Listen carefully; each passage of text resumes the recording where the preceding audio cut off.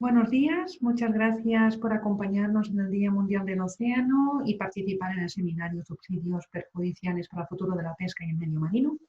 Para que quien no me conozca, soy Lidia Chaparro de la Fundación EN y hoy me ha tocado moderar este evento conjunto organizado por Client Earth, Ecológicas en Acción, Fundación END, Oceana, Seas at Risk, SEO BirdLife y BBF en España.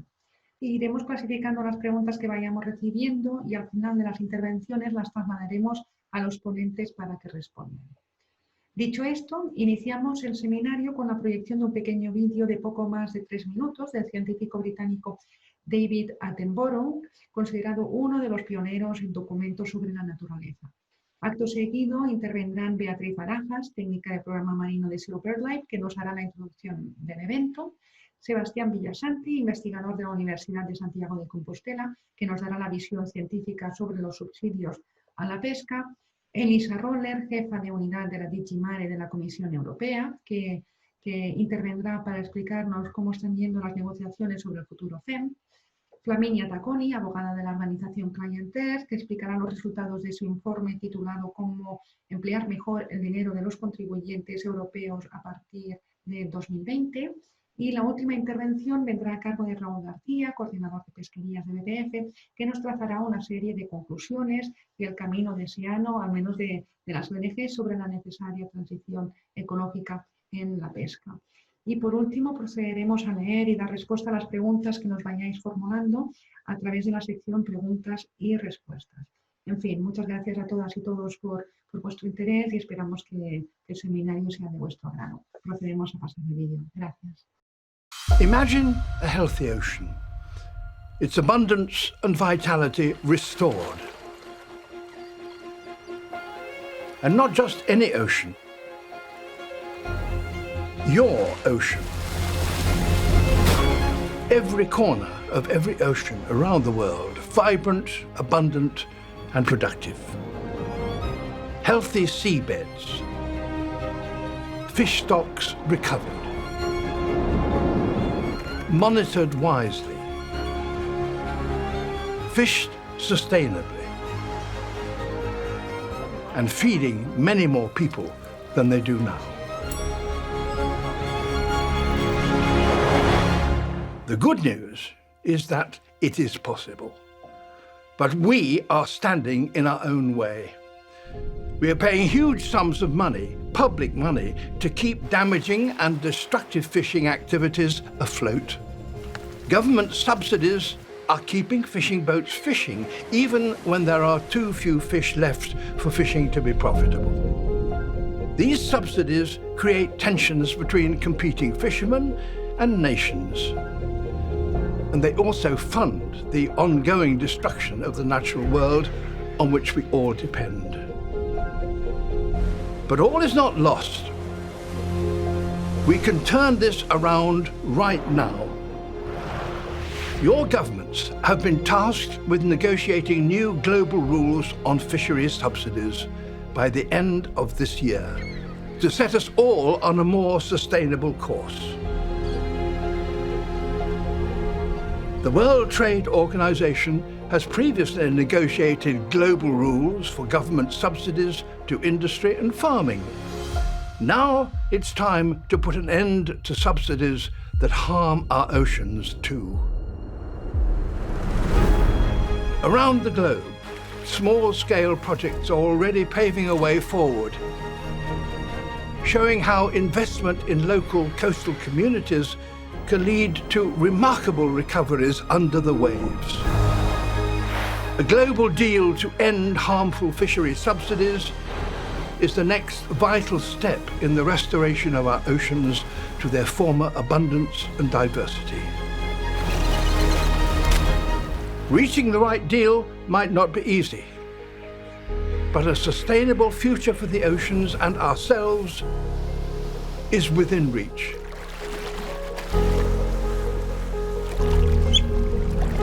We must seize this opportunity and act now to ensure a healthier future for each and every one of us forever.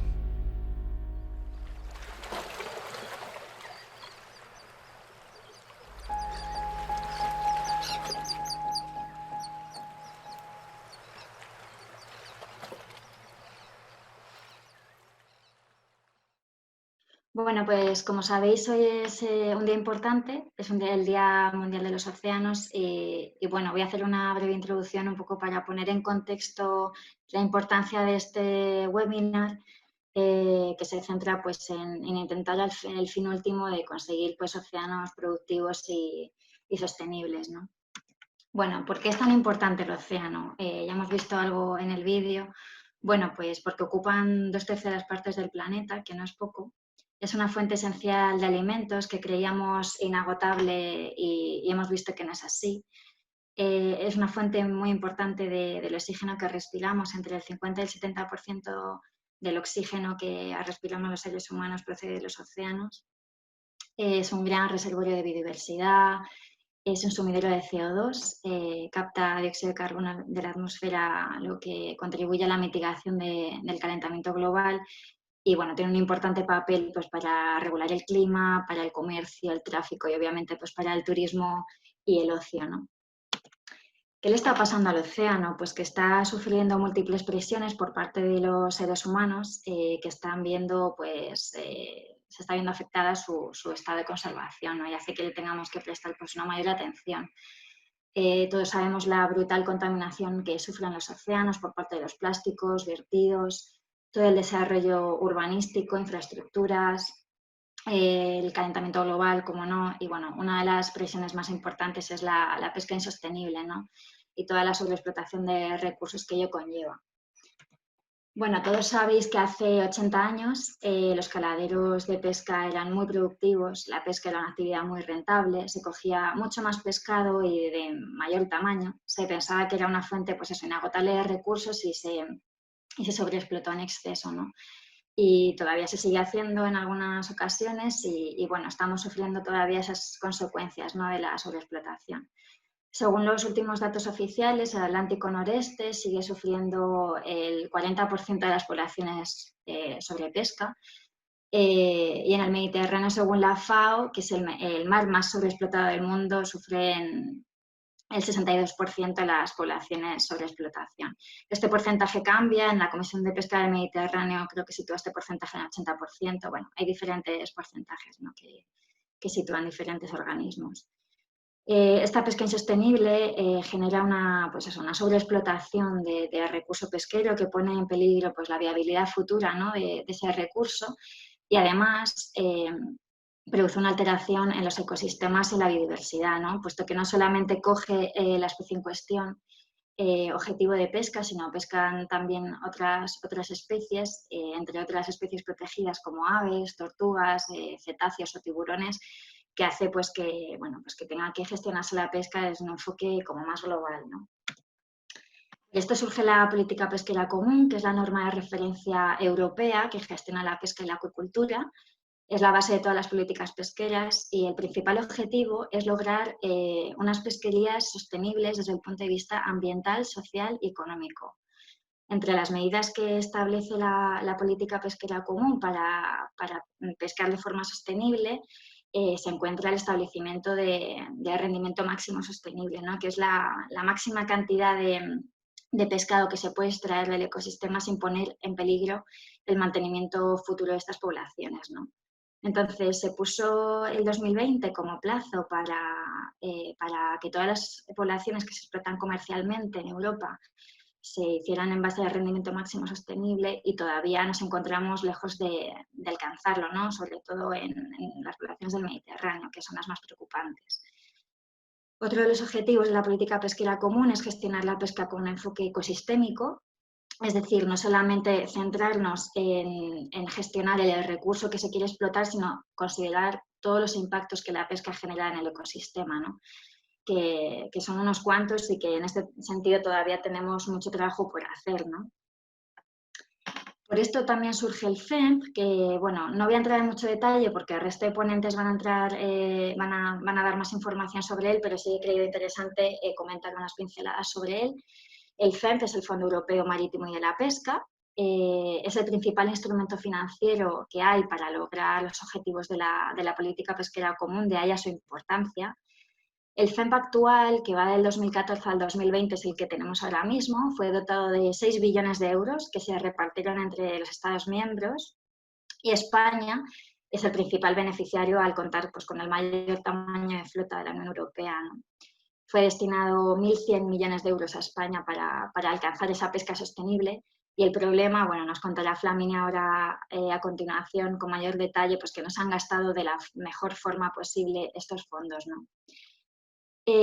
Actualmente se están negociando a nivel europeo el futuro FEMP, que va del 2021 al 2027, y a la vez, a nivel internacional, están teniendo lugar unas negociaciones en el marco de la Organización Mundial del Comercio. Y lo que nos preocupa un poco de ambas negociaciones es que existe una presión por reintroducir subsidios perversos para renovar y modernizar la flota que durante muchos años pues, han conducido a una sobrepesca y una sobrecapacidad pesquera, ¿no? Entonces, estos subsidios de renovación de flota fueron prohibidos desde el 2004 por contribuir precisamente a eso, a una sobrecapacidad y sobrepesca de los recursos, ¿no? Y lo curioso de todo esto, que la Unión Europea era líder mundial en prohibir este tipo de subsidios, como ya comentará, bueno, no sé si comentará Elisa algo, pero si no lo adelanto yo. Entonces, Europa lideraba esta prohibición mundial en el tema de los subsidios y últimamente están cambiando de posición y querían reintroducir estos subsidios en el FEMP y esto está afectando a la negociación mundial de la Organización Mundial de Comercio, lo cual pues, nos deja un poquito preocupados, ¿no? Estos subsidios van en contra del Objetivo de Desarrollo Sostenible 14 sobre océanos que marca las Naciones Unidas en el marco de la Agenda 2030. Y no solamente nos preocupa este tema de los subsidios perversos a nosotros, a las ONG, sino que hay un amplio consenso social y científico para no introducir estos subsidios, ¿no? Y para intentar pues, que todas las negociaciones y fondos públicos vayan destinados a bienes públicos que vayan, pues, que persigan la transición ecológica de las pesquerías y a conseguir ecosistemas más sanos, más resilientes, mucho más productivos y que se pueda mantener esta pesca de forma sostenible durante muchos años. Entonces, bueno, dejo ya a mis compañeros hablar con más detalle de este tipo de subsidios y, bueno, muchas gracias a todos. Gracias a ti, Bea. Damos paso ahora a Sebastián Villasante, investigador de la Universidad de Santiago de Compostela, que si todo va bien nos va a compartir su presentación. Se ve perfecto, sí. Correcto, gracias. Bueno, buenos días a todos. Para mí es un placer estar aquí y compartir conocimiento y discutir este tema tan importante que tenemos sobre la mesa. Gracias a los organizadores por invitarme a este webinar, el Día Mundial del Océano. Yo básicamente voy a ceñirme el par de minutos que se me ha asignado, intentar centrar la presentación básicamente en 3 puntos. El primero es cuál es la evidencia científica que existe en este momento acerca de los subsidios perjudiciales a la pesca. Lo segundo es cuál ha sido la evolución de los subsidios en la Unión Europea en los últimos 25 años.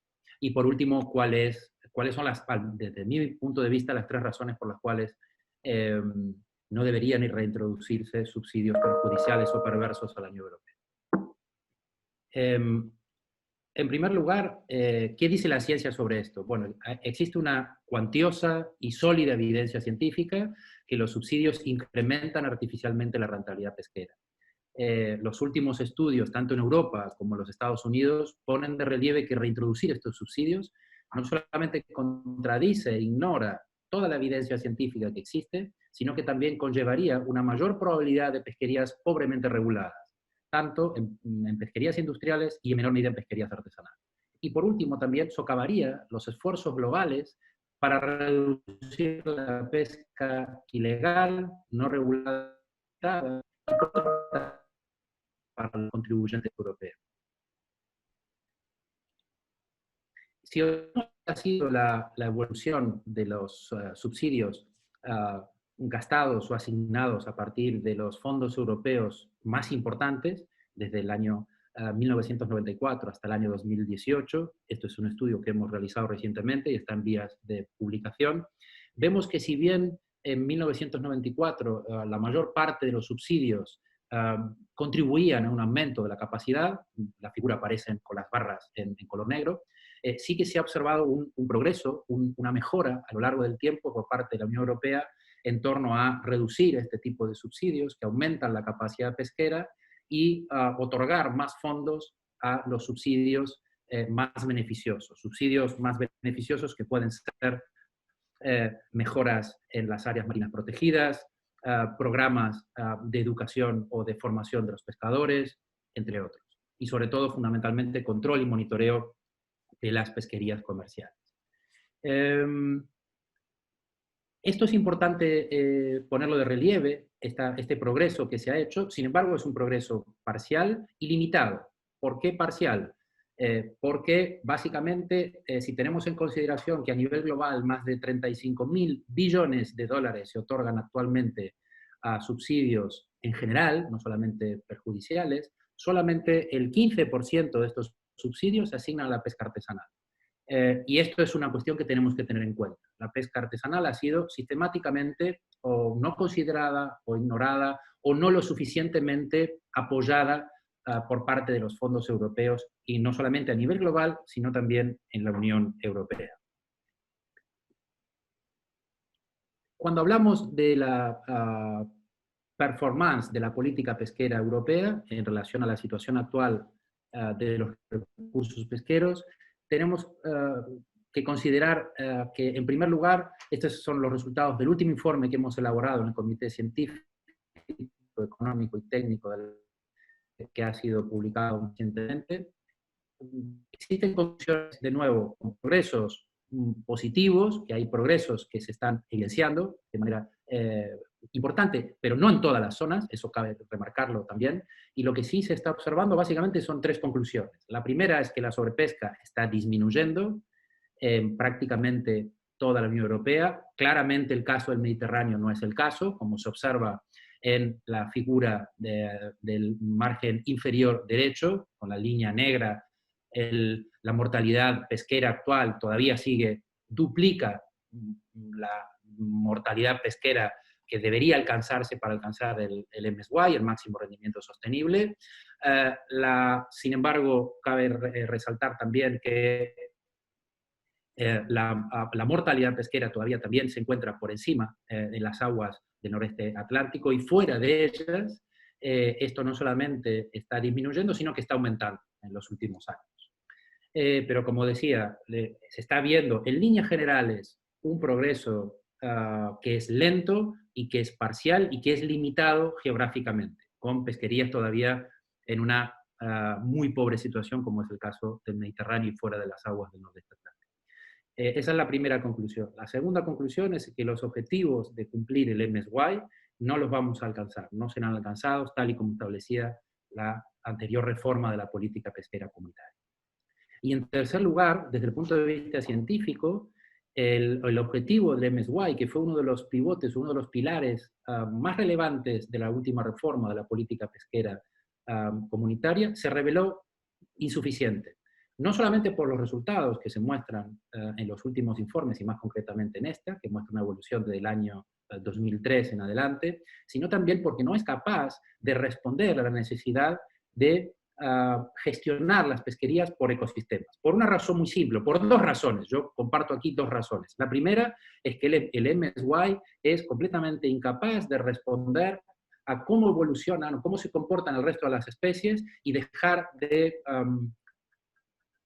gestionar las pesquerías de manera uniespecífica o especie por especie, que es lo que básicamente desarrolla el MSY. En segundo lugar, porque ignora la capacidad de los océanos de proveer servicios ecosistémicos que van más allá de una mera gestión específica de las especies. Para que tengamos una idea, los océanos generan entre 2 y 6 trillones de dólares por año de los servicios que nos proporcionan. Pero cuando nosotros lo gestionamos solamente por el MSY, solamente vamos a contemplar básicamente los beneficios derivados o bien de la rentabilidad de las flotas o bien de las descargas de las flotas. Con lo cual estamos no solamente minusvalorando, sino completamente ignorando cuáles son los procesos ecológicos y de generación de servicios ecosistémicos que básicamente son el sustento de la vida en el planeta y de nuestro nivel de calidad de vida y de bienestar.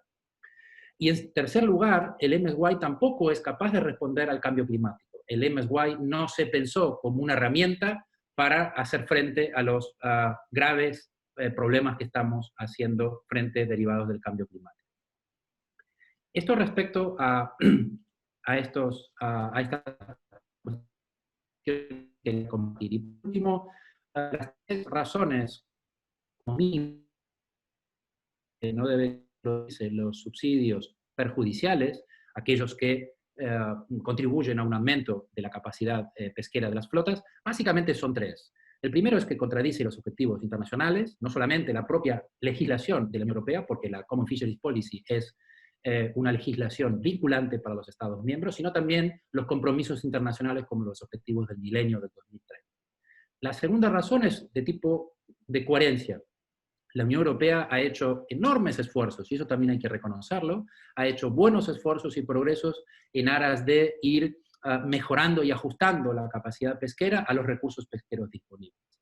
Si hemos dedicado tantos fondos europeos, de en torno a 6 billones de euros, en el programa del 2000 al 2006, como se comentaba en la anterior presentación, en la actualidad más de 6 billones de euros también en el actual programa, ¿por qué razón vamos ahora a dar marcha atrás, a ignorar todos los esfuerzos y todos los progresos que se han realizado y reintroducir unos subsidios que pondrían en serio riesgo no solamente todos los avances que se han realizado, sino también todos los servicios ecosistémicos que nos proveen los océanos? También una cuestión de reputación institucional. La Unión Europea es un actor clave a nivel mundial, y por una cuestión de reputación institucional, no solamente de los Estados miembros, sino también de la Unión Europea, deberíamos liderar este proceso, tanto en España como los países miembros de la Unión Europea y la Unión Europea en su conjunto, para mostrar a la comunidad internacional que la Unión Europea realiza realmente una apuesta fuerte, consolidada y a largo plazo del compromiso con los océanos saludables. Y por último, una tercera razón que tiene que ver con una cuestión bastante simple, pero que habitualmente ignoramos, y es que yo aquí traje una gráfica que han desarrollado colegas del Stockholm Resilience Center en el año 2016, y lo que ponen de relieve básicamente es que los objetivos del milenio no los podemos entender, ni siquiera alcanzar, si no respetamos los límites seguros del capital natural que es subyacente y que es la premisa fundamental para que el resto de las actividades productivas, las economías y las sociedades en general sean capaces de alcanzar de una manera sostenible y resiliente estos objetivos del milenio. Por tanto, cualquier actividad económica que no sea capaz de respetar los límites de la naturaleza dentro de estos límites ambientales seguros, nos va más tarde o más temprano a llevar a consecuencias impredecibles, a cambios de los sistemas socioecológicos cada vez más inseguros, con consecuencias potencialmente desde pequeñas hasta potencialmente catastróficas. Y por mi parte, nada más. Muchas gracias. Muchas gracias, Sebastián, por la claridad del mensaje. Damos la palabra a Elisa. Elisa, voy a compartir el documento que nos enviaste, ¿de acuerdo? Y nada, y me pongo en silencio.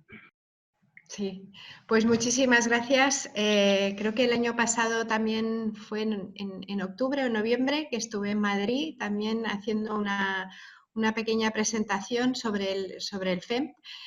Más que nada lo que quería hacer es no comentaros la propuesta de la Comisión, porque creo que la mayoría de vosotros ya la conocéis. Es una propuesta que sacamos hace 2 años para todo lo que es ayuda para el Fondo Europeo Marítimo y de Pesca. La propuesta de la Comisión era en parte volver a las raíces de lo que es el objetivo del fondo, y el objetivo del fondo son desarrollar y ejecutar también todo lo que es la legislación vigente de la política común de pesca. Y entonces la propuesta de la Comisión también la desarrollamos sabiendo que se estaban haciendo estas discusiones en Ginebra sobre la Organización Mundial de Comercio, y también de cara a los objetivos de sostenibilidad 14 de las Naciones Unidas. Llevamos ya más de 2 años negociando el fondo y claro, han pasado muchísimas cosas. Voy a hablar un poquito más tarde de todo lo que ha pasado desde el COVID, pero me voy a concentrar más que nada en mi marido, que justamente está pasando por detrás. Estoy en casa.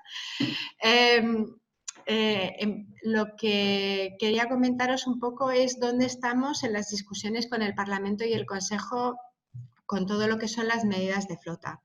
Porque creo que en otras partes del fondo, de la propuesta de la Comisión, no hay grandes polémicas. Quiero decir que la mayoría de los elementos de la propuesta, tanto como la protección de la biodiversidad marina, como todo lo que es la economía azul, los objetivos de Ocean Governance también. Ahí creo que tanto el Parlamento como el Consejo están de acuerdo con la propuesta de la Comisión de que hay que usar el fondo para financiar esto. Pero donde sí hay divergencias con la propuesta de la Comisión es todo lo que son las medidas de flota.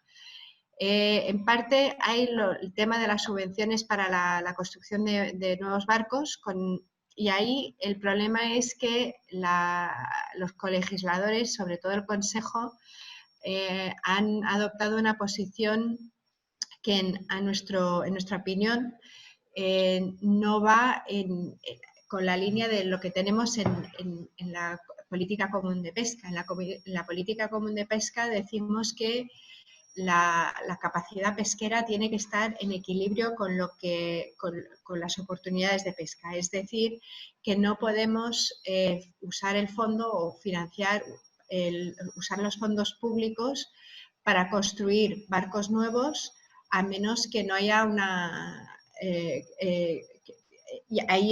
que no. Es decir, la construcción de barcos nuevos es ineligible. La posición del Consejo es decir, pues mira, para temas de seguridad a bordo, para temas de eficacia energética, para mejorar las condiciones laborales, en ciertos casos hay que aumentar la capacidad pesquera y hay que usar los fondos públicos para mejorar estas condiciones laborales y para aumentar la seguridad a bordo. Esto es aquí es donde hay bastante divergencia con la posición del Consejo. El segundo tema es también la adquisición de barcos de segunda mano para jóvenes pesqueros. Esto ya era posible en el fondo actual, pero bajo condiciones muy estrictas, que los barcos deberían tener más de 5 años, que para jóvenes pesqueros por debajo de los 35, que esto tiene que hacerse en segmentos de flota donde no hay desequilibrio y en la propuesta de la Comisión lo habíamos limitado a la pesca artesanal, es decir, para barcos de menos de 12 metros. El Consejo aquí pide un aumento hasta 24 metros y el Parlamento aquí está de acuerdo con la posición de la Comisión de que hay que limitar la adquisición de barcos de segunda mano para la pesca artesanal. También hay debates sobre qué es segunda mano. Son 3 años, 5 años. Hay muchos barcos que tienen pues más de 10 años, de 20 años, que también que se podrían adquirir y modernizar y todo, pero aquí sí que estamos entrando en un nivel de detalle que es complicado poder salir de ese detalle y decir, pues aquí qué estamos haciendo con tanto detalle y tanto cambiando los años y todo eso, ahí sí que estamos entrando en discusiones muy complejas y muy técnicas. Otro ámbito donde hay divergencia con la propuesta de la Comisión es el tema del cambio de motores. Nosotros en la propuesta de la Comisión habíamos dicho que sí se podía usar los fondos para cambiar los motores, pero que había como objetivo de reducción de la potencia motriz y para asegurar la eficacia energética. Aquí tanto el Consejo como el Parlamento han abierto esto y para nosotros es un problema, porque lo que hemos visto el año pasado en un estudio que hicimos sobre la verificación de la potencia de los motores es que no se están haciendo estas verificaciones en muchos Estados miembros. Y nosotros hemos puesto en la propuesta de la Comisión como condición para la adquisición de cambio de motores, pues que se haga esta verificación, inspección física de la potencia. Luego también, tanto el Parlamento como el Consejo han un poco aguado las condiciones que hemos puesto para lo que es el desguace y las paradas temporales. Por ejemplo, nosotros en la propuesta de la Comisión habíamos puesto que para el desguace el pago se haría en base de el obtener resultados específicos. Por ejemplo, en ciertos segmentos de flota que están viendo una reducción de esfuerzo, como es, por ejemplo, en el Mediterráneo, nos gustaría poder hacer una simplificación del pago al desguace, diciendo, pues en vez de desguazar barco por barco y pagar barco por barco, pues de hacer un pago basado en la obtención de ciertos resultados como la reducción de esfuerzo. Es decir, valorar más el hecho de disminuir el esfuerzo de pesca en vez de del desguace en sí. Esto es un poco los grandes temas donde vemos una divergencia con el Consejo y el Parlamento. Y por último quería hablar un poquito del contexto institucional político, que ha cambiado bastante. La propuesta de la Comisión se hizo en marzo del 2018 y mientras tanto hemos visto pues, que el Parlamento ha cambiado, hay un Parlamento nuevo que tiene otras ideas. Entonces, esto también influye mucho en las discusiones y también el impacto de la crisis o del COVID ha sido bastante importante. En parte porque hemos tenido que cambiar ya 2 veces, 3 veces el FEP actual para introducir nuevas ayudas tanto al sector de acuacultura como al sector de pesca para las consecuencias, ayudas para las consecuencias del efecto del COVID. Asimismo, también vemos que estamos entrando en una crisis económica para ciertos Estados miembros bastante importante. Entonces, el contexto político ha cambiado bastante y estamos entrando en una fase con muchísima incertidumbre de no saber, tanto con el Brexit como el impacto de la crisis, de no saber qué efectos va a tener sobre el sector de pesca. Asimismo, la nueva comisión ha puesto mucho enfoque en el Green Deal y hace poco adoptamos también la estrategia de biodiversidad como objetivo de tener el 30% de áreas de protección marina. Claro, esto también se tiene que financiar, hay que ayudar a los Estados miembros para asimismo designar estas áreas, pero también tener medidas medioambientales y también pesqueras para hacer que estas áreas de protección marina sean reales, porque muchas veces lo que vemos es que no vemos que funcionen y que las medidas de pesca sean las adecuadas para la protección marina. Esto es un poco donde estamos con el FEMP, las discusiones. El próximo trílogo será este viernes por la tarde. Nuestro comisario estará presente y volveremos al tema de las subvenciones de flota. Hay que ver si por parte del Consejo y del Parlamento hay más flexibilidad en las posiciones. La Comisión ha sido muy clara de que nosotros no vamos a aceptar nada que sea en contra de los objetivos de la PCP, pero bueno, también es un contexto político e institucional que ha cambiado bastante en los últimos meses y tenemos que ver cómo se desarrolla. Por último, solo deciros que también y también ha sido por el impacto del COVID, vemos que las negociaciones en Ginebra nos han parado, pero vemos que no hay mucho movimiento. Hubo a principios de año, yo diría los primeros 3 meses, muchísimo enfoque y mucha discusión, pero vemos que en Ginebra las cosas han parado. Entonces, no sabemos el efecto que va a tener eso sobre las discusiones que estamos teniendo con el Consejo del Parlamento. Con esto creo que os he dado el update que necesitabais y bueno, muchísimas gracias por invitarme. Gracias a ti, Elisa. Es un placer tener a alguien que nos pueda hacer este tipo de presentaciones tan concretas con información de primera mano sobre las negociaciones que están teniendo lugar. Muchísimas gracias. Y damos paso ahora a Flaminia Tacconi, Hola. que es abogada de Client Earth y que nos va a presentar su último informe. Muchas gracias. Perfecto. Sí, buenos días. Yo soy Flaminia Tacconi, trabajo en Client Earth como abogada para asuntos de pesca y en la oficina de Bruselas. Y mi experiencia con los subsidios empezó hace 10 años, cuando en 2009 trabajé en DG Mar en la Comisión Europea, en la coordinación de los fondos y después en el grupo de redacción del actual fondo.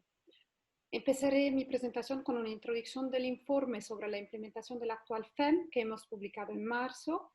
Y después voy a presentar 3 hechos positivos y 3 hechos negativos de la implementación en España.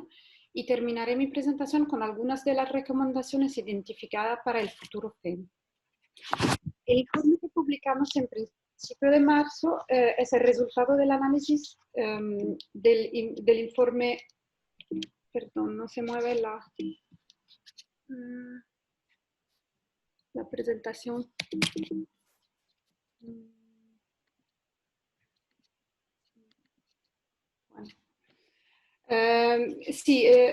Entonces hemos hecho un análisis del informe nacional de España, de Francia y de Irlanda, y basada en documentos solicitados a las autoridades nacionales.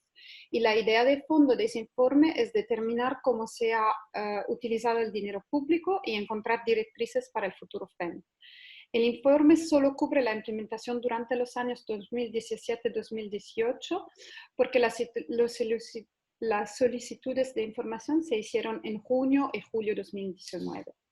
Y la estructura del informe se desarrolla alrededor de 5 hechos positivos y 5 hechos negativos de implementación. Y no es un análisis completa de todo lo que se ha financiado durante esos años. Escogí datos y información que parecían pertinentes teniendo en cuenta los argumentos políticos y jurídicos desarrollados desde el junio de 2018, cuando la Comisión publicó la propuesta del nuevo FEM. Para cada hecho positivo y negativo, he desarrollado recomendaciones que pueden ser útiles para los responsables de toma de decisión a nivel europeo o nacional. Sebastián, bueno, quería seguir con hablando de las definiciones que hemos seguido de subsidios perjudiciales, pero Sebastián ya habló mucho de eso.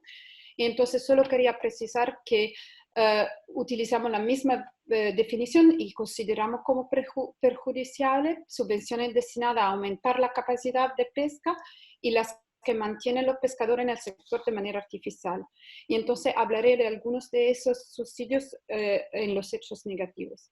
También quería añadir que en ese contexto de emergencia, la reintroducción de subsidios perjudiciales no va a contribuir a una mejor reconstrucción, que sea claro que no se puede utilizar la excusa de COVID, que esas subvenciones no van a cambiar de definición y ser buenas, siempre van a ser perjudiciales. Pero primero vamos a empezar con los ejemplos positivos de implementación. El primero son las medidas de conservación. Esas cubren no solo proyectos para la promoción de pesquerías sostenibles a nivel medioambiental, sino también la conservación y la restauración del medio marino. Y esas medidas pueden generar una serie de efectos positivos encadenados unos con otros. Aumentan los recursos pesqueros, favorecen la transición hacia pesquería de bajo impacto, llevan una mejora del entorno marino, atraen un turismo de alta calidad y en consecuencia contribuyen también a una mejoría del tejido social y de las comunidades costeras. En la evaluación de la implementación de medidas de conservación para 2018, las autoridades españolas parecían sorprendidas de que se financiara 201 proyectos en lugar de 16, una cifra considerada como un indicador de éxito. Pese a estas bajas expectativas, la realidad muestra que esos proyectos presentan una elevada demanda y si las autoridades españolas verdaderamente promovieran este tipo de proyectos, probablemente se podrían financiar y desarrollar incluso más proyectos. Otro hecho positivo es la inversión en la seguridad. El informe de España de 2018 indica que 200 proyectos para la seguridad y las condiciones laborales se financiaron, pero no han especificado ningún tipo de inversión en particular. En comparación, y tengo que hacerla, es que durante el mismo periodo se financiaron 1.558 paralizaciones temporales. Entonces, España, al igual de los otros Estados miembros que hemos analizado, podrían haber optado por destinar más fondos del actual FEMP a la seguridad y en particular en la formación. De hecho, las recomendaciones técnicas de la FAO sobre el uso racional de los recursos pesqueros describen las mejores prácticas de seguridad en alta mar y indican que la principal causa de los accidentes en el sector pesquero es el error humano, por delante del diseño y la construcción de embarcaciones seguras. Entonces, es muy importante de invertir en la formación. El tercer hecho positivo que presenta aquí es la correcta implementación de la cláusula de condicionalidad. Y eso solamente la implementó correctamente España, de los 3 Estados miembros que hemos analizado. La cláusula de condicionalidad se introdujo en el reglamento base de la política pesquera común y en el FEMP para garantizar que solo operadores que cumplan las normas de la PCP y del derecho medioambiental de la Unión Europea puedan recibir el dinero. Los informes de España indican que en 2017-2018 se identificaron 248 solicitudes de financiación que no cumplían la cláusula de condicionalidad. España dispone entonces actualmente de un sistema de control y procedimientos administrativos que permite de implementar la cláusula de condicionalidad. Entonces no resultará un problema seguir implementando esa obligación.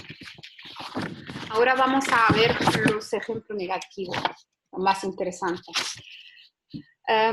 Bueno, el primero que puedo identificar es la adquisición del primer buque pesquero. En el informe del 2018, las autoridades españolas lamentan que no se cumplieran las previsiones de uso de las ayudas para adquisición del primer buque pesquero debido a las condiciones fijadas en el FEMP. La demanda procedió del sector de las pesquerías de pequeña escala para las cuales se estableció un exceso de capacidad en comparación a las oportunidades de pesca disponibles. Lo más interesante es que el informe también deja claro que la limitada acogida de esta medida influye en el uso del dinero del programa al nivel general. De lo anterior se deduce que se planificó una gran cantidad de dinero para el gasto en esas inversiones. Las autoridades nacionales, nosotros creemos, deben tener en cuenta la situación de exceso de capacidad cuando planifican una medida que tiene como resultado el aumento de capacidad. Además, estas mismas autoridades tendrían que modificar su programa operativo del FEMP si ve que los dineros no se emplean en esas medidas, en lugar de criticar los requisitos que son imprescindibles para asegurar que los subsidios sean perjudiciales para el medio ambiente y para la habilidad económica del sector.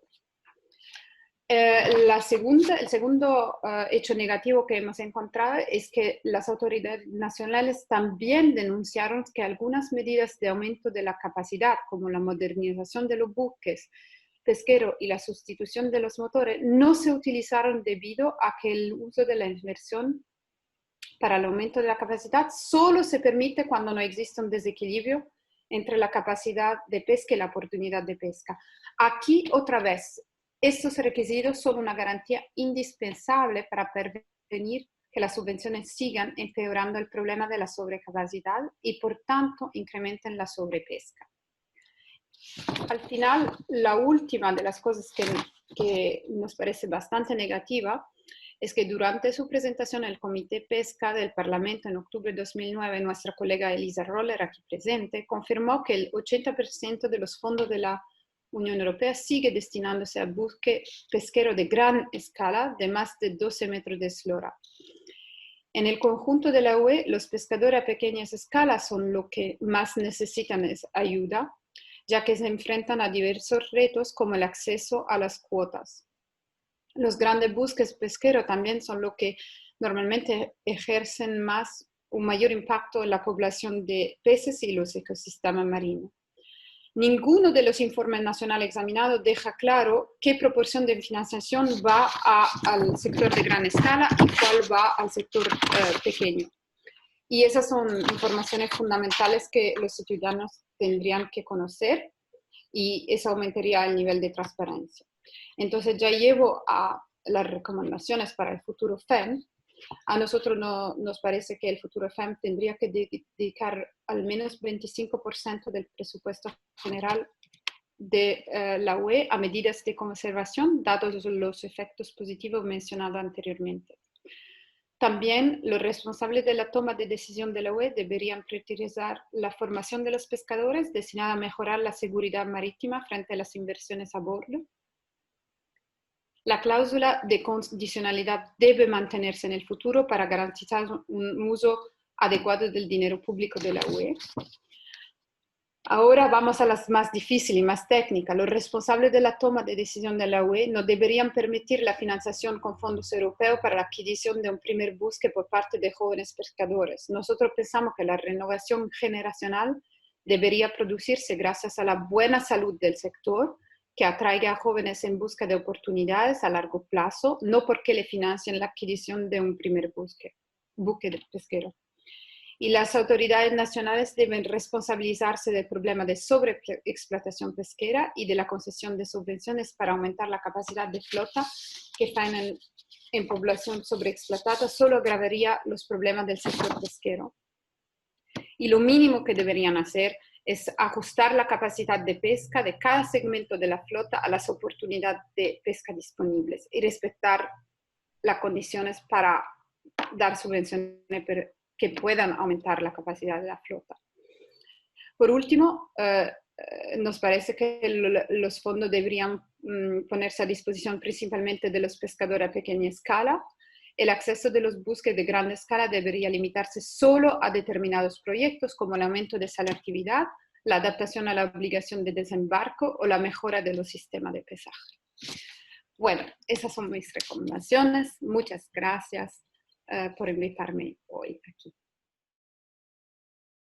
Buenos días, soy Raúl García de WWF. Bueno, la pandemia es obvio que nos está dando tiempo a reflexionar, está revisando absolutamente todos los aspectos de nuestra vida, cómo nos relacionamos con la naturaleza, cómo nos relacionamos entre nosotros, ¿no? La salud del planeta es la salud humana. Yo creo que el COVID lo ha puesto en evidencia, ¿no? En la medida que seamos capaces de mantener, de sostener la integridad, la funcionalidad de los ecosistemas, pues vamos a tener un futuro más prometedor. Y el océano y la pesca no es ajeno a ello. Lo veíamos en el vídeo del principio, ¿no? Qué maravilla aún tenemos en el océano que debemos conservar por nuestro propio beneficio, por nuestro propio futuro, ¿no? La naturaleza es la mejor vacuna que tenemos. Y yo creo que una de las conclusiones que podemos sacar de las intervenciones que hemos escuchado esta mañana es el ecosistema. Tenemos que pasar de gestionar pesquerías, poblaciones concretas, a gestionar, a cuidar el ecosistema en su conjunto. Y eso es la transición ecológica. Esta es la transición ecológica justa que estamos promoviendo desde las ONGs. Y por suerte tenemos muchísimo que aprender del pasado, de lo que hemos hecho mal, ¿no? Sebastián Villasante nos ha hecho una revisión histórica de cómo han ido evolucionando esos fondos. Yo recuerdo perfectamente cuando empecé a trabajar en esto, pues el problema de cómo se adquirían motores, sobre todo en el Mediterráneo, muy por encima de su potencia máxima legal, con facturas falsificadas, de tal manera que al final se acababa subvencionando el 100%, incluso más del coste real de esos motores. Bueno, eso según los científicos es la razón número uno de que tengamos una situación de sobreexplotación tan grave, ¿no? La sobrecapacidad nos lleva a la desregulación, nos lleva a la falta de gobernanza, nos lleva a la pesca ilegal muy a menudo. Entonces, nos preocupa especialmente ese posible viaje al pasado.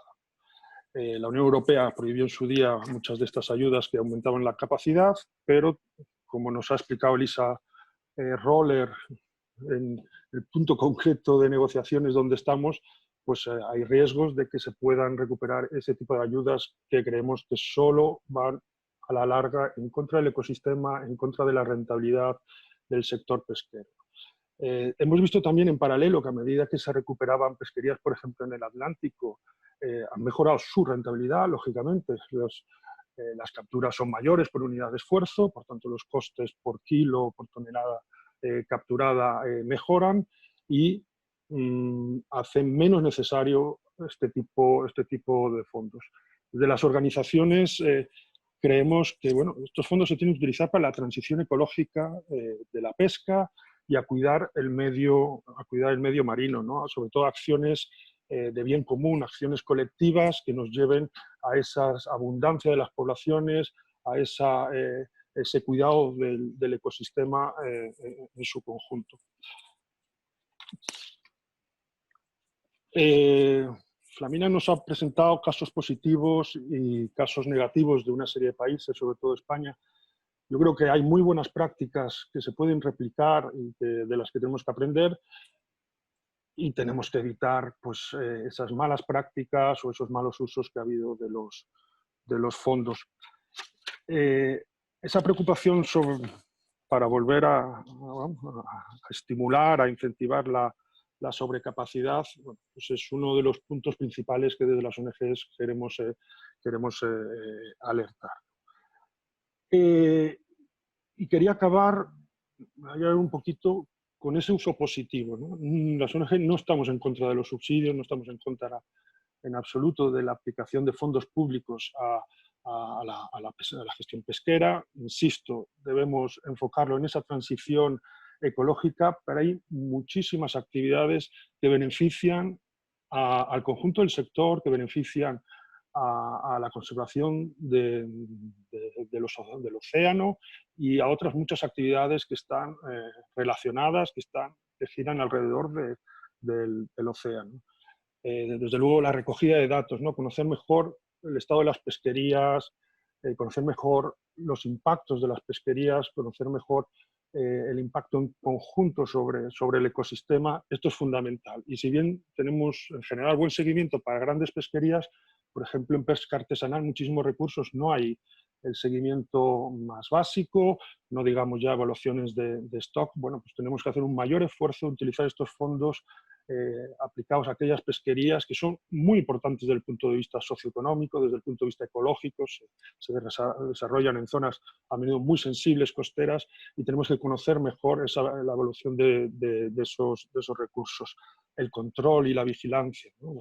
Ya se han aplicado en tecnologías para mejorar, tenemos los observadores electrónicos, la posibilidad de utilizarlo para establecer, por ejemplo, para la flota artesanal, las cajas verdes de seguimiento, en el pasado los UMS, bueno, toda esa línea de mejorar las inspecciones, mejorar el control, es una aplicación obvia y necesaria de estos fondos públicos.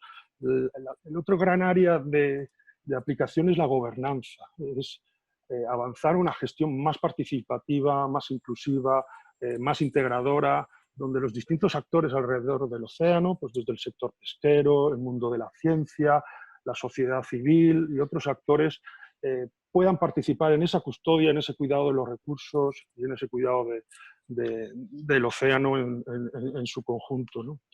Creemos que deben ser ayudas que no solo beneficien a los armadores o una parte del sector, sino que se distribuyan de una manera equitativa y beneficien el conjunto, el bienestar de los trabajadores, el bienestar del conjunto de la gente que se dedica a la pesca. Tenemos otra gran línea de trabajo que son las áreas marinas protegidas, ¿no? En España yo creo que tenemos un ejemplo magnífico que es el proyecto Intemares, ¿no? Con cerca de 50 millones de euros, nos integra fondos de LIFE, Fondo Europeo de la Pesca, Fondo Social Europeo, donde estamos trabajando en zonas amplísimas, más de un 10% de la superficie marina, pues en gestionarlo, en identificar zonas nuevas que no están aún protegidas. Bueno, creo que son proyectos que son muy inspiradores y tienen un impacto real sobre el terreno. Muchas de las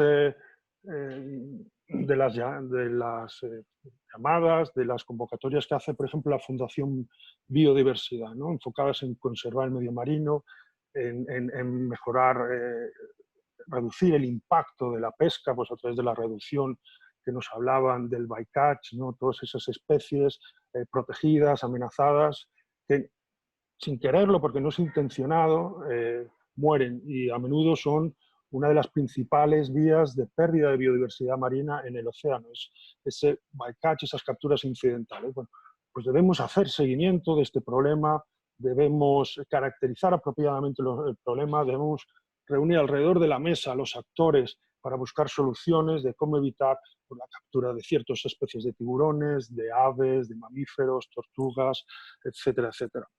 Otro de los puntos que salió es la formación, la sensibilización. En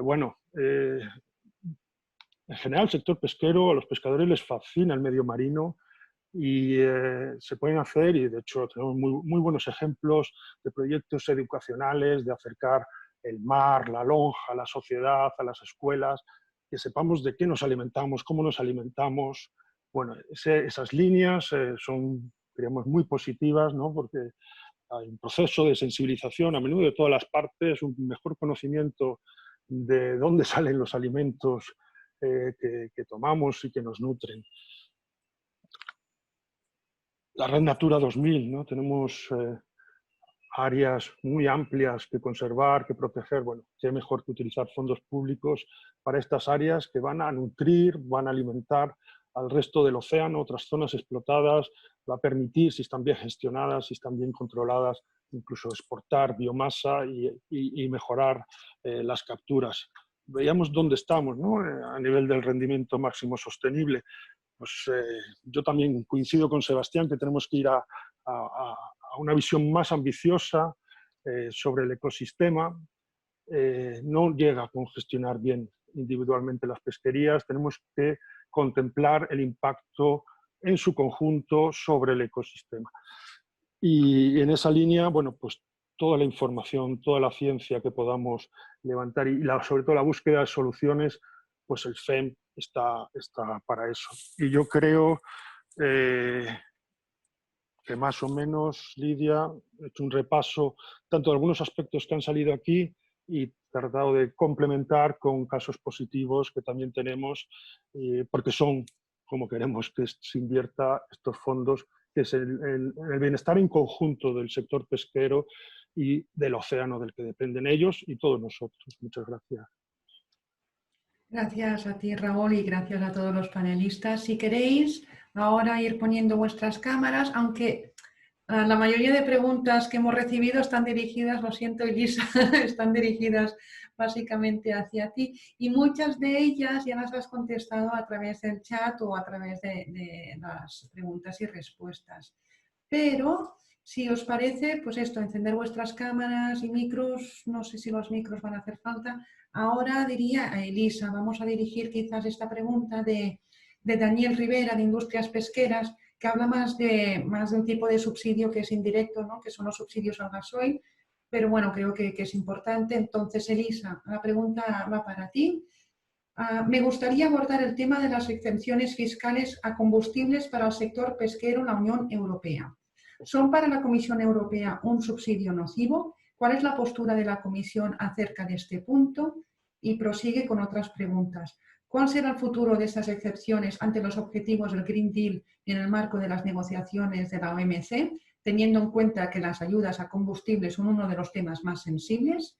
¿Y de qué forma condicionará el acuerdo y la negociación en la OMC el futuro FEMP en general? O sea, son varias preguntitas para ti, Elisa.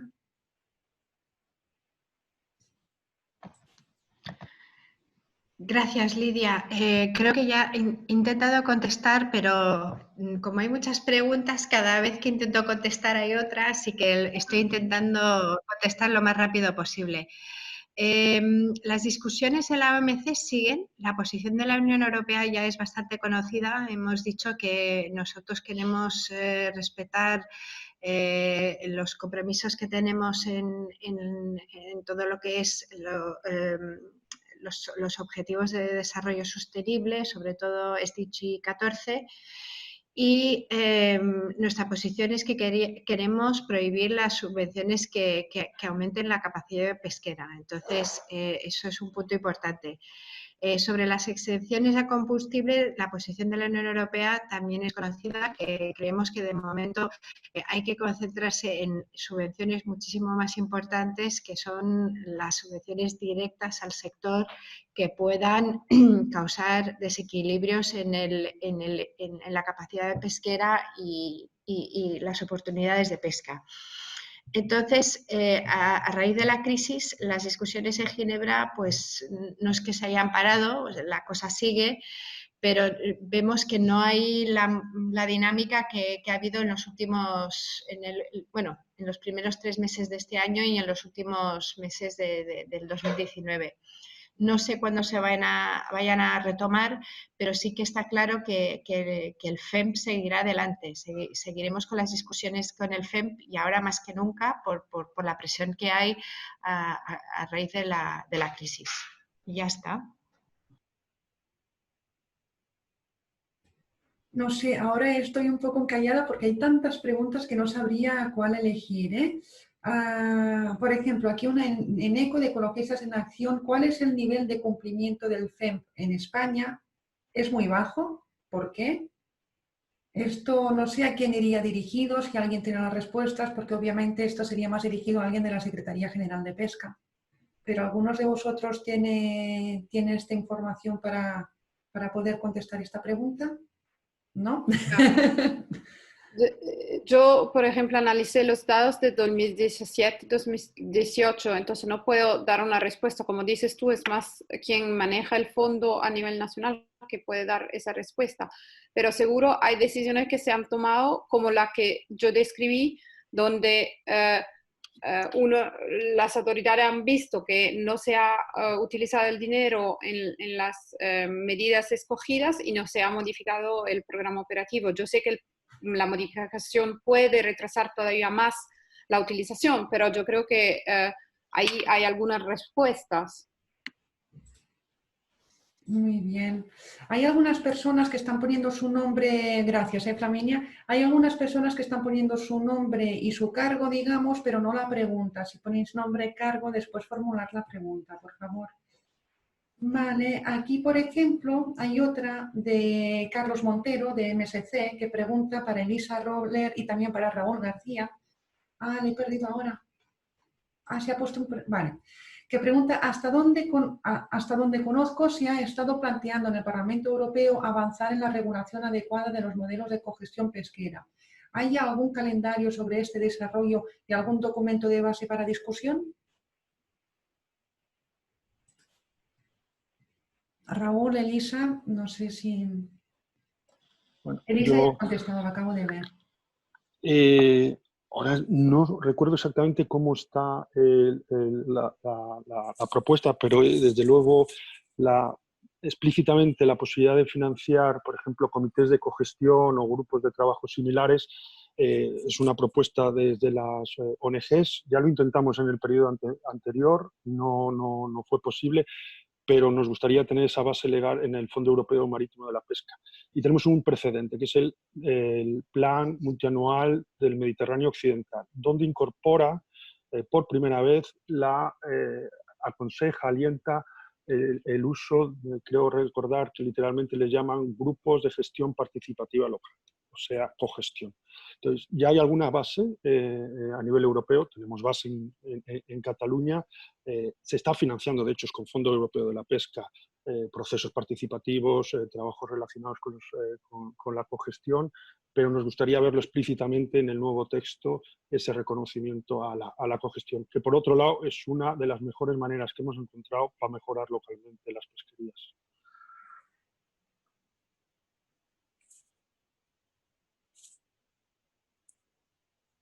No te oigo, Lidia. Perdona, estaba en mute. Elisa, ¿quieres añadir algo a la respuesta? Sí, gracias. Estoy de acuerdo con lo que ha dicho Raúl. De hecho, ya se pueden financiar este tipo de modelos de cogestión. No hay una referencia específica en la propuesta del FEMP, pero como dice Raúl, tenemos el antecedente también de que hay una mención específica en el plan multianual para el Mediterráneo Occidental. Entonces, también a la Comisión nos gustaría ver si estos modelos de cogestión funcionan, que se incorporen en los programas operativos de los Estados miembros para el futuro periodo. Muy bien, vale, muchas gracias. A ver, aquí va una dirigida a Sebastián, pidiéndote que detalles un poquito más el tema del acceso de la pesca artesanal a los subsidios. Bueno, básicamente, en general, yo creo que la problemática de la pesca artesanal a los subsidios no es solamente una problemática en sí, per se, de los subsidios, sino que en general, si uno revisa con detenimiento y lee detenidamente los primeros reglamentos comunitarios ya del 76, del 83 y las sucesivas revisiones de la política pesquera comunitaria, muy recientemente empiezan a hacerse menciones de manera explícita a la importancia de la pesca artesanal. Y esto no tiene por qué verse como algo negativo, ni mucho menos, simplemente como como el devenir, digamos, histórico de los acontecimientos en el ámbito de la Unión Europea, en donde tuvieron lugar, pues, en mayor medida una mayor, digamos, preponderancia o, si se quiere, interés por parte de las pesquerías comerciales que producían mayor volumen de pescado en Europa, ¿no? Y esas no eran necesariamente en aquel momento las pesquerías artesanales. Todavía hoy sigue siendo digamos una necesidad de poder apoyar de manera explícita a la pesca artesanal. Sí que es verdad que está habiendo cambios muy positivos y sí que los vemos. Yo en mi presentación también remarcaba estos cambios positivos que sí que se están viendo, y la pesca artesanal es uno de ellos, bien por la propia iniciativa de la Comisión, que también la está viendo, como también por la propia, digamos, organismos internacionales, como es el caso de FAO, a través de las directrices voluntarias para el cumplimiento, para el seguimiento de la pesca artesanal, ¿no? Y en el ámbito de los fondos, básicamente yo no veo más que una materialización de ese devenir histórico, en esa dificultad o administrativa, o si se quiere, de falta de posibilidades por parte de la pesca artesanal, pero que yo creo que tiene necesariamente, o sería lo lógico pensar que las pesquerías, así como en el caso de los descartes, las pesquerías artesanales tienen realidades bastante distintas a la pesca industrial, pues en el caso de los subsidios tendría sentido, en mi opinión, poder apoyar a la pesca artesanal, incluso, tal vez hasta con un tratamiento diferenciado, en la medida de las posibilidades, para poder apoyar explícitamente la conexión directa de los pescadores artesanales con las comunidades costeras.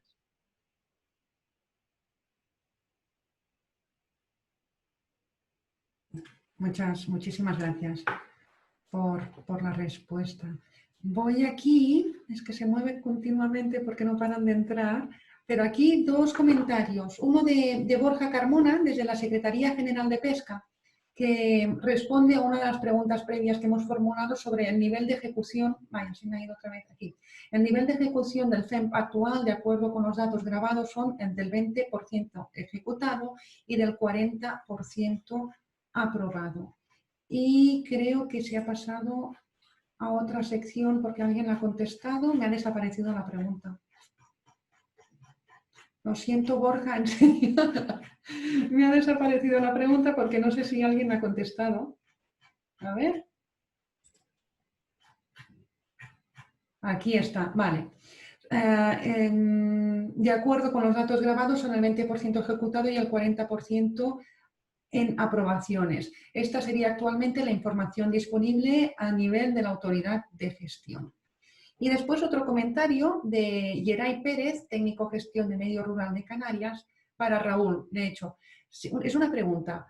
¿Conoces algún ejemplo interesante de pescadores convencidos de su utilidad sobre la aplicación de la caja verde en pesca artesanal? Muchas gracias. Pues muchas gracias por la pregunta. Además sabemos que desde el Gobierno de Canarias hay interés en el posible uso de esta herramienta. Bueno, tenemos un caso de bandeja que es Andalucía. Andalucía tiene el 100% de la flota artesanal cubierta por caja verde desde hace ya muchos años. Y, por ejemplo, vamos a tener, si no me equivoco, el día 18 por la tarde otro webinar, las ONGs sobre control. Ahí podréis ver una intervención de Nicolás de la cofradía de Conil, donde nos va a explicar cómo funciona esta caja y qué utilidad tiene. Utilidad muchísima. No solo es una cuestión de control, no es una cuestión de seguimiento de esa flota, sino que la información que se recoge integrada con la información, por ejemplo, del diario de a bordo o las notas de venta, permite hacer una cantidad de trabajos para gestionar la actividad pesquera increíble. Y eso lo ven los pescadores que lo aplican. En toda la zona, por ejemplo, esta propuesta de crear una gran reserva marina en la zona de Cádiz, pues mucha de la información que se ha utilizado para diseñarlo viene de estas cajas verdes y permite pues, conocer los rendimientos de las zonas por especie, qué ingresos puede dar lugar cada zona, cómo modelizar qué pasa si yo cierro esta zona, cuánto puedo perder de ingresos y cómo la puedo reponer o cómo la puedo compensar en otras zonas. Nos vamos a encontrar y el día 18 os invitamos pescadores que defienden el uso, además a gran escala, como es el caso de Andalucía, de la caja verde. Y de hecho el interés está en Cataluña, está en Baleares, en Galicia, en Canarias, lo sabemos. Hay ya otras muchas comunidades autónomas interesadas en el uso, pues aunque sean zonas protegidas o para pesquerías determinadas. Y un último punto, en la propuesta de la Comisión para el Reglamento de Control ya se prevé la posibilidad de que sea para embarcaciones de menos de 12 metros la posibilidad, bueno, la obligación de utilizar algún sistema de seguimiento. No está aprobado, pero está la propuesta sobre la mesa y esperamos desde luego que desde España se defienda con ahínco y que otros muchos países se sumen a esta posibilidad. Porque para la pesca artesanal queremos el mismo nivel de gobernanza y queremos que las herramientas sean realmente útiles y adaptadas obviamente a la realidad de estas pesquerías, que es a menudo muy distinta a otras. Muy bien, Raúl, muchas gracias. Aquí hay otra pregunta antes de que me desaparezca para Elisa Roller. Bueno, dice, mi pregunta es principalmente para Elisa Roller, es de Sara García Morales. El Green Deal apenas aborda el tema de los océanos, poniendo además el foco en potenciar las actividades marítimas, impidiendo la suficiente protección de los ecosistemas marinos y su biodiversidad. ¿Cómo se compatibiliza entonces con la estrategia de la biodiversidad? ¿Sería el Blue Deal una propuesta viable?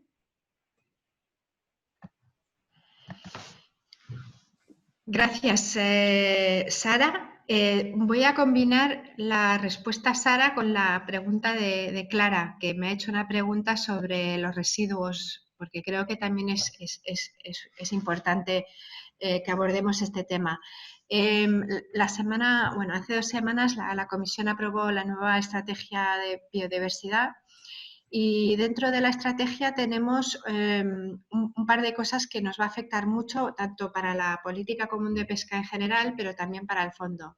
La primera cosa, y ya lo hablé antes, lo comenté antes, es el objetivo de la creación del 30% de designar el 30% de áreas de protección marina. Creo que esto es un objetivo muy importante porque de momento estamos tenemos un objetivo del 15%, pero esto creo que habrá que hacer mucho esfuerzo.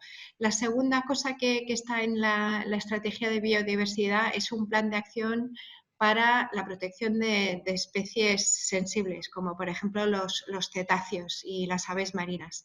Y entonces ahí la Comisión va a desarrollar este plan a principios del año que viene. Queríamos hacerlo para finales de este año, pero por la crisis no vamos a poder hacerlo. Detallando tanto las medidas que hay que tomar para la protección de estas especies sensibles como para sus hábitats. Y esto, la idea es que al incluir este plan de acción, lo que queremos es que los Estados miembros se movilicen y también los grupos regionales para ir adoptando medidas de protección para estos hábitats sensibles y para estas especies sensibles, pero también usar el fondo para financiar estas acciones.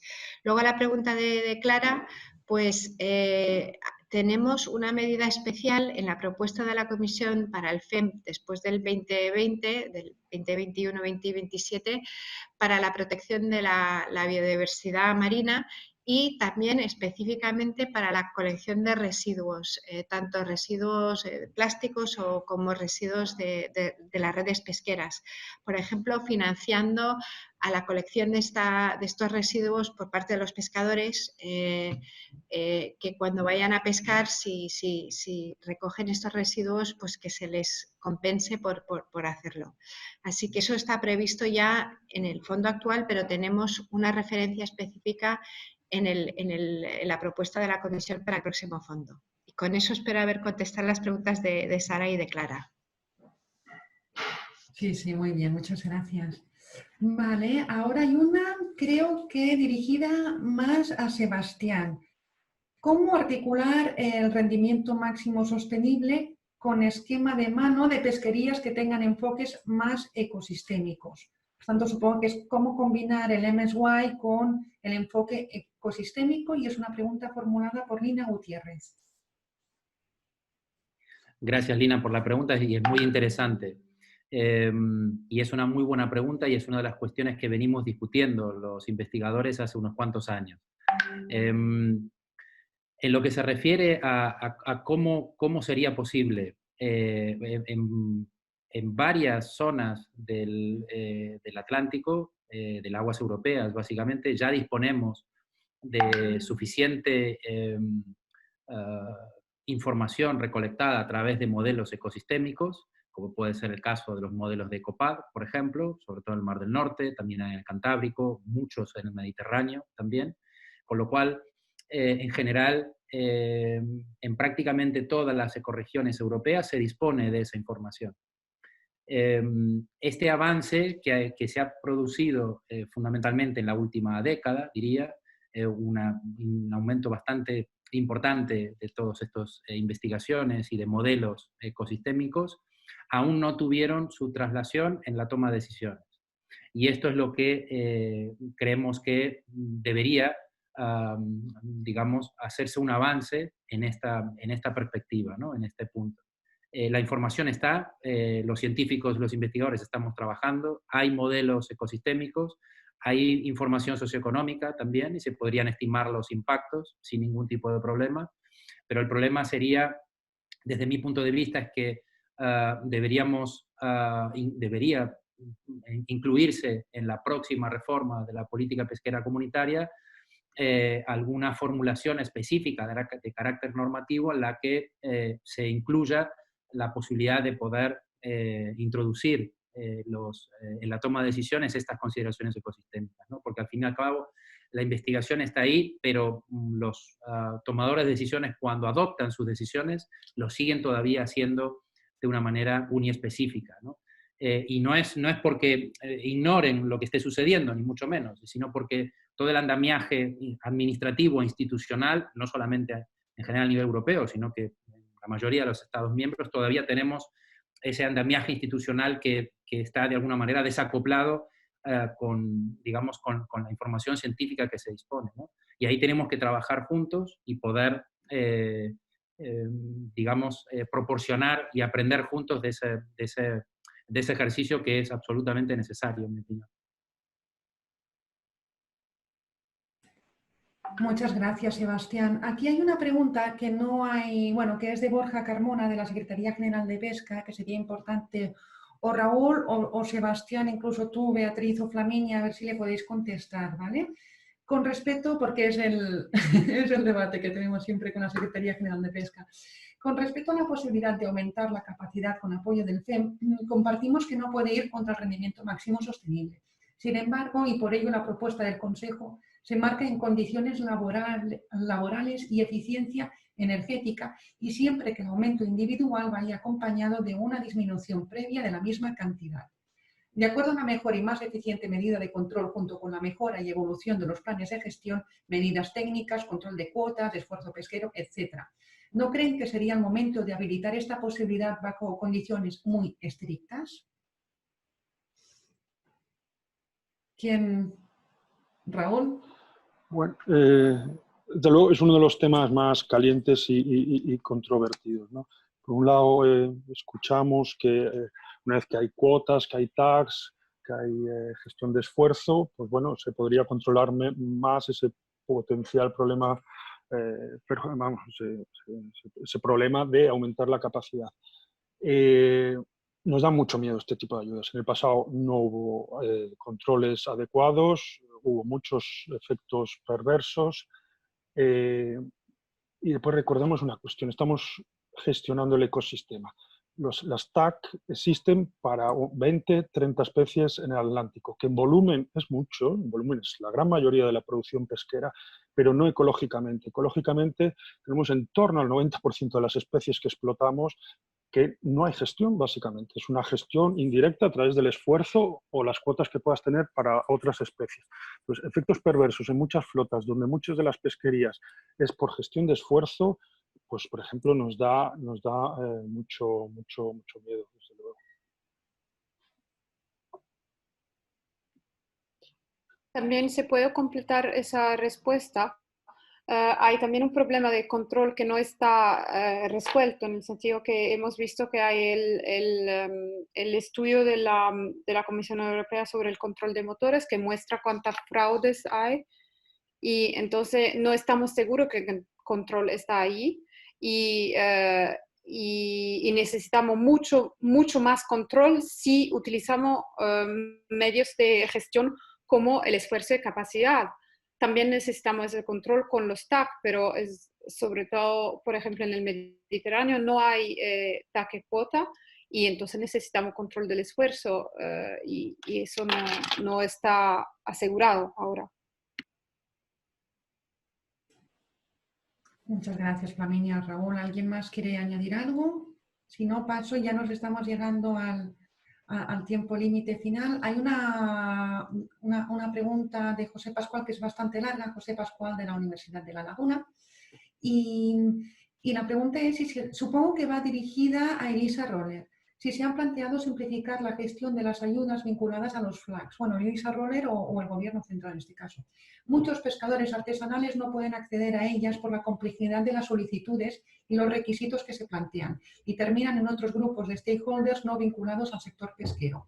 Un elemento clave para dar soporte a la pesca artesanal en Europa es potenciar sus organizaciones de una forma u otra. Si no, en las mesas donde se toman las decisiones seguirán estando muy bien representadas las flotas industriales y ocultas las voces de las flotas artesanales. ¿Se han planteado alguna línea de apoyo en este sentido? Es de reseñar que menos del 5% de los proyectos asociados a los FLAG tienen que ver con la gobernanza. ¿Quién contesta? Esto deberíamos quizás a alguien de la Secretaría General de Pesca, ahora que lo pienso, ¿no? O Elisa, ¿quieres...? Sí, yo puedo intervenir si me dejáis. Nosotros lo que ya le contesté a José Pascual, también una pregunta que me hizo sobre los flags, que tanto el Parlamento como el Consejo están de acuerdo en que todo lo que es el apoyo del FEMP a los FLAGs tiene que seguir en el próximo periodo. También hemos puesto hincapié en la propuesta, y esto también lo estamos hablando con Farnet, que es el apoyo técnico que damos a los FLAGs, el hecho de que tiene que haber mucho más hincapié por parte de las autoridades de gestión para fomentar también proyectos de gobernanza de cara al futuro para los FLAGs, es decir, que haya un periodo de transición entre los dos periodos, entre la parte de seguir ejecutando proyectos en el periodo actual y de empezar ya a planear el próximo periodo. De hecho, hoy hay un seminario con los Estados miembros, con las autoridades de gestión para el FEMP, para hablar justamente de este tema. Entonces, esta tarde se hablará con los Estados miembros de asegurar de que haya un periodo de transición entre los dos fondos. Gracias. Gracias a ti, Elisa, muchas gracias. Hay un comentario de Marisa Sevilla, asistente de Clara Aguilera, creo yo, que dice: quizás yo pueda aportar algo sobre cogestión. El Grupo Socialista ha propuesto un public hearing sobre cogestión en el Parlamento Europeo. Estamos pendientes de confirmación de fechas. Así que, Marisa, ya nos informarás, porque creo que nos interesa mucho al menos poder intervenir en estos temas. Y no sé, compañeros, si alguien quiere comentar algo, porque ya son las 12:32, el seminario pues era hasta las 12:30. No sé si queréis comentar alguna cosita más y decir que lo sentimos, que no podemos responder a todas las preguntas por falta de tiempo. Yo, sobre la pregunta de José Pascual, me parece muy, muy pertinente, y la experiencia es, bueno, no solo el sector artesanal, incluso para las organizaciones ambientalistas, otro tipo de asociaciones, las convocatorias son tremendamente complicadas y mucha gente renuncia por las condiciones.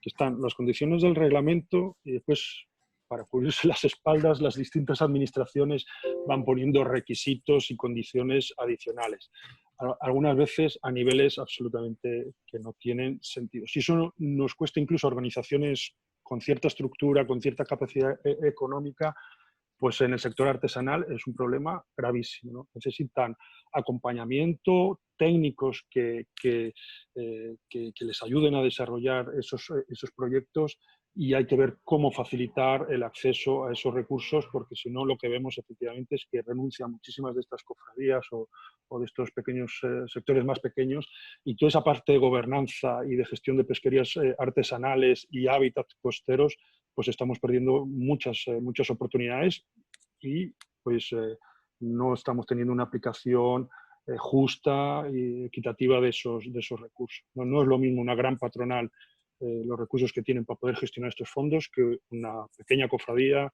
que tienen problemas gravísimos hasta el punto de renunciar a ayudas ya concedidas. Gracias. Gracias a vosotros. Hay muchísimas preguntas y comentarios súper interesantes, pero es que creo que no los podemos abordar ahora, no nos da tiempo, pero yo creo que animamos todos a la Secretaría General de Pesca a hacer un seminario con nosotros sobre subsidios, y estaremos todos encantados de participar.